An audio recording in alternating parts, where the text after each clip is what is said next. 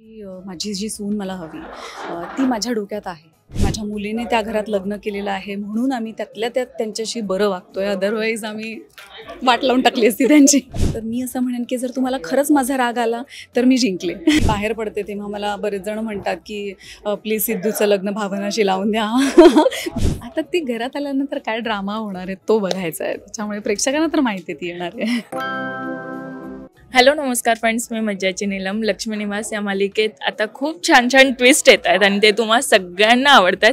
आणि त्यानिमित्ताने रेणुका माझ्यासोबत आहे. कशा आहात? मी एकदम मजेत आहे. काय सांगणार, आता सध्या खूप जास्त मोठा ट्विस्ट सुरू आहे, कारण की आता मला असं वाटतं की सिरियल पूर्णच आता बदलणार आहे. एकीकडे जी आवडत नाही तिला ॲक्सेप्ट करायची वेळ येईल, पण आता जसं आम्ही बघतोय की आता सिद्धूने भावनाच्या गळ्यात मंगळसूत्र घातलंय आणि ते तुम्हाला कळणार. आणि ते कळाल्यावर मग आता नेमकं पुढे काय होणार, तुम्ही रेणुका काय पाऊल उचलणार हेही प्रेक्षकांना जाणून घ्यायचं. तर काय सांगणार? खरं तर माझ्या मनात भावना अजिबात नाही आहे आणि मला जशी हवी तशी माझी जी सून मला हवी ती माझ्या डोक्यात आहे आणि ती माझ्या समोर दिसली आणि लग्नही ठरलेलं आहे. ह्या सगळ्या आनंदात विरजण घालण्यासाठी भावना आता इथे येणार आहे, त्याच्यामुळे अजून राग येणार आहे. कारण मला तसंही आमच्या घरात तिचा राग केला जातो आहे, कारण माझ्या मुलीने त्या घरात लग्न केलेलं आहे म्हणून आम्ही त्यातल्या त्यात त्यांच्याशी बरं वागतोय, अदरवाईज आम्ही वाट लावून टाकली असती त्यांची. पण भावना खरं तर आता ह्या विचारांचे आपण नॉर्मली नसतो, पण एक मालिका आणि एक विषय लक्षात घेता आपण एक सिरियल म्हणून आपण हे काम करत असतो अर्थात. पण रेणुकाचं कॅरेक्टर असं आहे की तिला तिच्या आयुष्यामध्ये जे हवं ते करायला नव्हतं मिळालं. सो तिचं लवकर वयात लग्न झालं म्हणजे रेणुकाचं, आणि लवकर मुलं झाली आहेत. तिला इच्छा नसतानाही लग्न झालेलं आहे तिचं. तर सो त्याच्यामुळे त्यात मोठ्या मुलाचं लग्न जे असतं ते तिला न विचारताच केलेलं असतं. मुलीनी पळून जाऊन लग्न केलेलं असतं. सो तिची अशी अपेक्षा असते की किमान सिद्धूचं लग्न तरी तिच्या मर्जीने व्हावं. तर ती इच्छासुद्धा तिची पूर्ण होत नाही, तो एक रागसुद्धा आहे. आणि शिवाय तिची जी इच्छा असते की तिच्या काही माफक अपेक्षा असतात की मुलगा म्हणजे सिद्धूपेक्षा मुलगी लहान हवी वयाने, नवरी मुलगी जी पूर्वी आहे, त्यानंतर शिकलेली पाहिजे, कारण सिद्धू शिकलेला नाही आहे पण मला सून पण शिकलेली हवी आहे. तर ती शिकलेली आहे तरीसुद्धा नम्र आहे, सासरकडच्यांचा मान ठेवणारी आहे, सिद्धूवर पण तिचं प्रेम आहे आणि ती घरच्यांना पण सांभाळणारी आहे, चांगली संस्कारी मुलगी आहे. तर ती माझ्या मनात भरलेलीच आहे आणि सिद्धूसाठी ती परफेक्ट जोडीदार आहे हे फिट झाले डोक्यात. अशा सगळ्या ह्याच्यामध्ये जर जी आवडणारी व्यक्ती नाही आहे, म्हणजे न आवडलेली व्यक्ती जर त्यात इन झाली तर किती राग येऊ शकतो, तो प्रकार आहे. आणि आता आमचीच चूक आहे, आमच्याच मुलाची चूक आहे, कारण सिद्धूलाच भावना आवडते म्हटल्यानंतर तर काय करणार. पण आता तरी माहीत नाही पुढे काय होईल ते.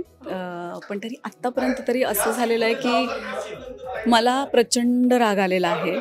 आणि सभेमध्ये जाऊन जो काही आता तमाशा होणार आहे की सिद्धूनी मंगळसूत्र कसं काय घातलं, सो तो राग आहे. पण एवढं भान ठेवणारे नक्की की सभेत काही गोंधळ घालता कामा नये. जो काही गोंधळ आहे तो घरी घालणार आहोत आम्ही, त्याच्यामुळे आता मी वाट बघते पुढची स्क्रिप्ट काय असेल.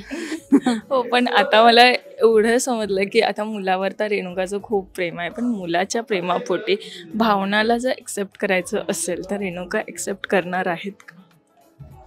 मला माहीत नाही, पण रेणुका म्हणून विचारशील तर ती नाहीच करणार ॲक्सेप्ट. पण लोकांसाठी आणि समाजाच्या समोर झालेलं आहे हे सगळं, त्याच्यामुळे कदाचित ॲक्सेप्ट करावं लागेल, पण त्यात आनंद नसेल. पण आता मला हे विचारायला आवडेल की पल्लवी म्हणून हे पात्र किती एन्जॉय करताय, कारण की याला खूप शेड्स आहेत हे आम्हाला दिसून येत आहे. कुठेतरी प्रेमळ पण आहे, कुठेतरी निगेटिव्ह पण करायचं आहे, ग्रे शेड पण आहे. अशा खूप शेड्स असलेलं पात्र जेव्हा साकारायला मिळतं तेव्हा पल्लवी म्हणून किती हे सगळं एक्सेप्ट किती एन्जॉय करताय. खूप छान वाटतंय मला, कारण जेव्हा आपण वेगळं काहीतरी करतो तेव्हा त्या सीनला सुद्धा एक वेगळ्या पद्धतीची ट्रीटमेंट दिली जाते, त्याच्यामुळे आपलं कॅरेक्टर जरा अप होतं. याचा एक वेगळा आनंद असतो प्रत्येक कलाकाराला. आणि मुळात मी असं कधी नेगेटिव्ह शेडचं आउट अँड आउट नेगेटिव्ह असं कधीच केलं नाही आहे, त्यामुळे साधारण हे नेगेटिव्ह शेडला जाणारच कॅरेक्टर आहे. तर मला छान वाटतं आहे, फक्त मला प्रेक्षक कसं ॲक्सेप्ट करतील आता ते बघायचं, कारण मी झी मराठीवर जेवढ्या केवढ्या मालिका केल्या त्या सगळ्या पॉझिटिव्ह रोलच्या केल्यात. त्याच्यामुळे झीचा प्रेक्षक जो आहे तो मला आता कसं ॲक्सेप्ट करतो माहीत नाही, पण तरीसुद्धा मला असं वाटतं की जर प्रेक्षकांचं माझ्यावर प्रेम असेल तर कलाकार हा कलाकार असतो, त्याच्या वाट्याला येणारी भूमिका त्याला 100% द्यायची असते, तुमच्यापर्यंत पोहोचवायची असते. तर मी असं म्हणेन की जर तुम्हाला खरंच माझा राग आला तर मी जिंकले. पण प्रेक्षकांच्या प्रतिक्रिया काही येत आहेत तुमच्यापर्यंत अशा? अजून तरी नाही आलेल्या, कारण असा काही एवढा असा लाऊड असा सीन झाला नाही आहे जिथे माझ्यामुळे असं भावना वाटतं, दुखावली गेली. हा कदाचित असू शकतो, कारण पण मला मी बाहेर पडते तेव्हा मला बरेच जण म्हणतात की प्लीज सिद्धूचं लग्न भावनाशी लावून द्या. बिचारा त्या आनंदीला घरी म्हणजे घर मिळेल, आई बाबा मिळतील. म्हणजे असं लोक किती इन्व्हॉल्व्ह होतात ना, सगळं आपल्याला कळत असतं पण तरीसुद्धा ते आपण वळवून घेत नसतो. पण जेव्हा ही स्क्रिप्ट पहिल्यांदा हातात आली आणि जेव्हा सगळं हे रीडिंग झालं आणि तेव्हा काय वाटलं की रेणुका का स्वीकारावी, असा जेव्हा प्रश्न असतो ना की आपण हे का स्वीकारावं, ते काय होतं नेमकं? मला मुळात खरं तर असं वाटलं की मला नेगेटिव्ह भूमिकेसाठी विचारलं आहे हेच मला जर असं चॅलेंजिंग वाटलं. पण मला आनंद झाला की चला माझ्याकडे एक कोणीतरी अशा नजरेने बघतंय की हिला आपण ही शेड देऊन बघूया. त्यामुळे मला ते छान वाटलं की एक कॉन्फिडन्स येतो आपल्यात की समोरचा ॲटलिस्ट विचार करतोय आपल्याबद्दल असं काहीतरी. त्यामुळे मला खरंच हिचं कौतुक वाटतं की मला ह्या रोलसाठी त्यांनी विचारलं म्हणून. आणि thank you so much Zee Marathi for that. तर आता बघू कितपत मी त्याच्यात यशस्वी होते. प्रेक्षकांचे आशीर्वाद असावेत त्यासाठी, कारण त्याच्याशिवाय काही शक्य नाही होत. तर बघू आता पुढे कसा प्रवास होतो या रेणुकाच्या कॅरेक्टरचा. हो, पण पल्लवी ताईंचं जेव्हा मी इंस्टाग्राम पाहतो किंवा आम्ही कुठेही भेटतो तेव्हा त्यांचं एक साडी प्रेम असं आहे, एक वेगळं दिसून येतं. या लुकमध्ये पण रेणुकाच्या वेगवेगळ्या पद्धतीच्या साड्या आहेत, पण एक आहे ना की जाड काठ आहे, एवढं नटणं थटणं हे रोजचं आहे. सो हे किती एन्जॉय करता? मला खूप आवडतं. म्हणजे तू म्हणशील की घरात मी कशी असते तर मी एकदम साधी असते. मला कानातले सुद्धा घालायला आवडत नाहीत कधी. मी शूटिंगला जरी येते ना तेव्हा कारण इथे एवढं घालायचं असतं की एरवी मला असं हलकं व्हावं असं वाटतं. तर मी एरवी दागिने पण घालत नाहीत, कधीच नाही. फक्त कुठे बाहेर पडायचं असेल तरच मी काहीतरी ज्वेलरी किंवा असं काहीतरी घालून बाहेर जाते. पण मला खूप आवडतं. म्हणजे मी जेव्हा साडी नेसते तेव्हा मला त्याच्यावरती सगळे दागिने आवडतात. म्हणजे साडीवर दागिने नाहीत असं नाही, हे कॉम्बिनेशन होऊच शकत नाही.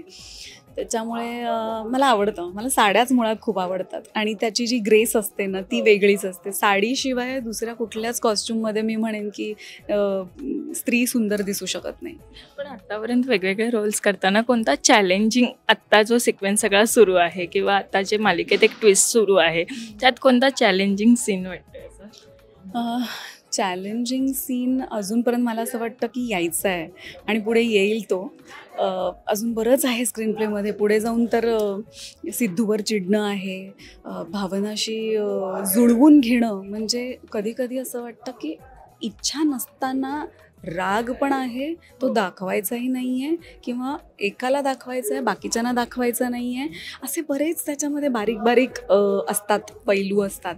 ते कुठेतरी मला म्हणजे त्याचं काय म्हणू आपण, प्रयत्न करता येईल की मला अजून काय त्याच्यामध्ये ॲड ऑन करता येईल, हे शिकता येईल.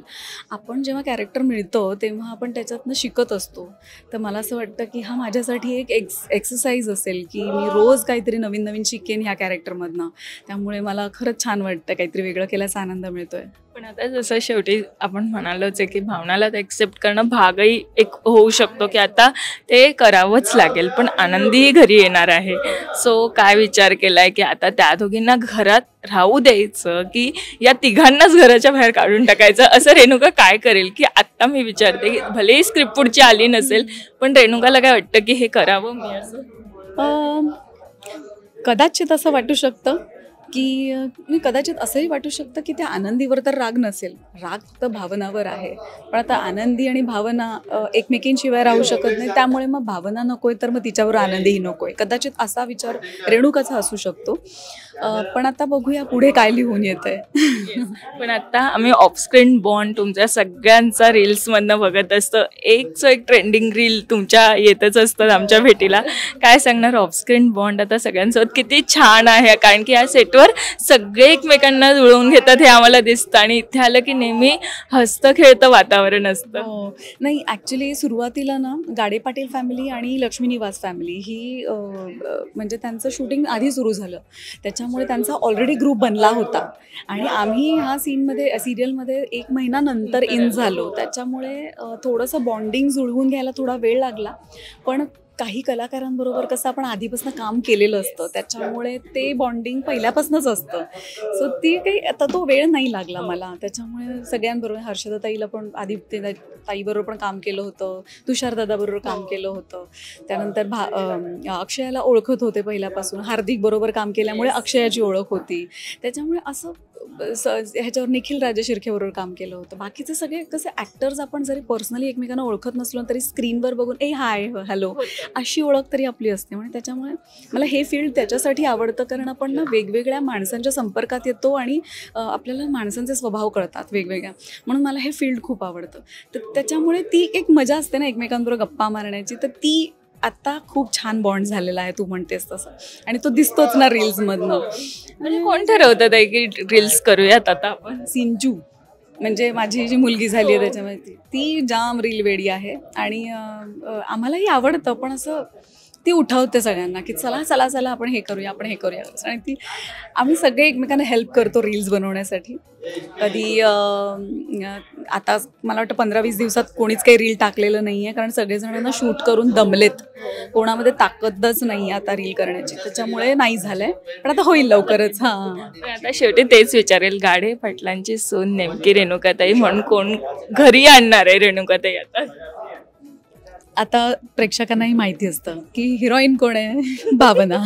ती काही झालं तरी घरात येणारच आहे. आता ती घरात आल्यानंतर काय ड्रामा होणार आहे तो बघायचा आहे, त्याच्यामुळे प्रेक्षकांना तर माहिती ती येणार आहे. आता प्रेक्षकांनाच काय सांगायला आवडेल, कारण की आता एवढा ड्रामा जो घडतोय आणि त्यात रेणुका खूप इकला असणार आहे, कारण का रेणुका सगळं सत्य उघड करणार आहे. आणि आता तरी मला वाटतं की हाच तो मोठा सिक्वेन्स असेल जो घडायला किंवा आता प्रेक्षक ज्याची वाट बघत होते ती. बरोबर. प्रेक्षक ज्याची वाट बघत होते की सिद्धूनेच भावनाच्या गळ्यात मंगळसूत्र घातलेलं आहे, हा सिक्वेन्स आज आम्ही शूट करतोय. तर पूर्ण भर सभेमध्ये सिद्धू हे कबूल करणार आहे आणि त्याआधी मलाही कळतंय की सिद्धूनेच मंगळसूत्र घातलेलं आहे भावनाच्या गळ्यामध्ये, त्यामुळे तमाशा होणार आहे. आणि खूप ड्रामा. त्याच्यामुळे बघू आता काय.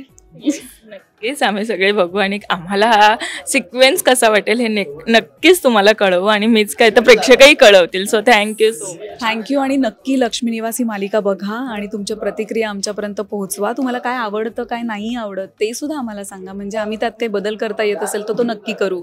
Thank you so much. मराठी मनोरंजन सृष्टीमधील मालिका, चित्रपट, नाटक तसेच कलाकारांबद्दलच्या नवीन अपडेट्स जाणून घेण्यासाठी नक्की सबस्क्राईब करा इट्स मज्जा मराठी या आपल्या नवीन यूट्यूब चॅनलला.